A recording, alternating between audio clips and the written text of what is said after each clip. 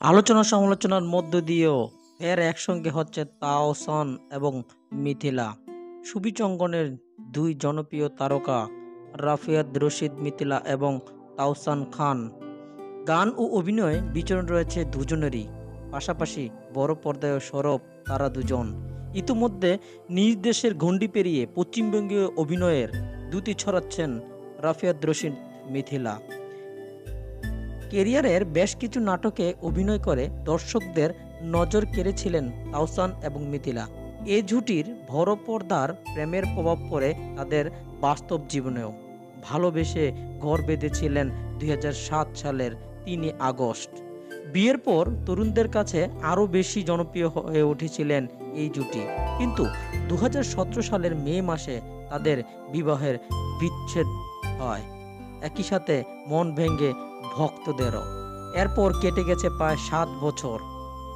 7 বছর পর ফের একসঙ্গে দেখা যাবে তাওসান এবং রাফিয়াত রশিদ মিথিলাকে। জানা গেছে একটি ওয়েব সিরিজে অভিনয় করছেন তারা। 7 পর্বের এই ওয়েব সিরিজটির নাম বাজি। এটি নির্মাণ করেছেন আরিফুর রহমান। তবে বিষয়টি নিয়ে এখনো মুখ খোলেননি নির্মাতা কিংবা অভিনয়শিল্পী কেহই। সময় হলে বিস্তারিত জানাবেন বলে জানিয়েছেন তারা। এর মধ্যে ওয়েব সিরিজটির একটি ধাপের শুটিং শেষ হয়ে গেছে।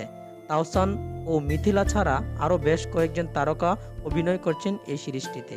সিরিজটির গল্পে একজন ক্রিকেটারের চরিত্রে দেখা যাবে তাওসানকে, অন্যদিকে মিথিলাকে দেখা যাবে একজন সাংবাদিকের ভূমিকায়। চলতি বছর দেশীয় একটি ওটিটি প্ল্যাটফর্মে মুক্তি পেতে পারে এই ওয়েব সিরিজটি। উল্লেখ্য, বর্তমানে আলাদা পথে হাঁটছেন তাওসান এবং মিথিলা। পশ্চিমবঙ্গের জনপ্রিয় পরিচালক সৃজিত মুখার্জিকে বিয়ে করে সংসার করেছেন মিথিলা। অন্যদিকে অভিনয় আর গান নিয়ে ব্যস্ত তাওসান। অবশ্য তাদের একমাত্র মেয়ে আইরা তেহরিম খানকে ঘিরে বন্ধুত্ব অটুট রয়েছে তাদের দুজনের মধ্যে। তবে তাদের দুজনের মধ্যে পারস্পরিক শ্রদ্ধাবোধও কম নয়।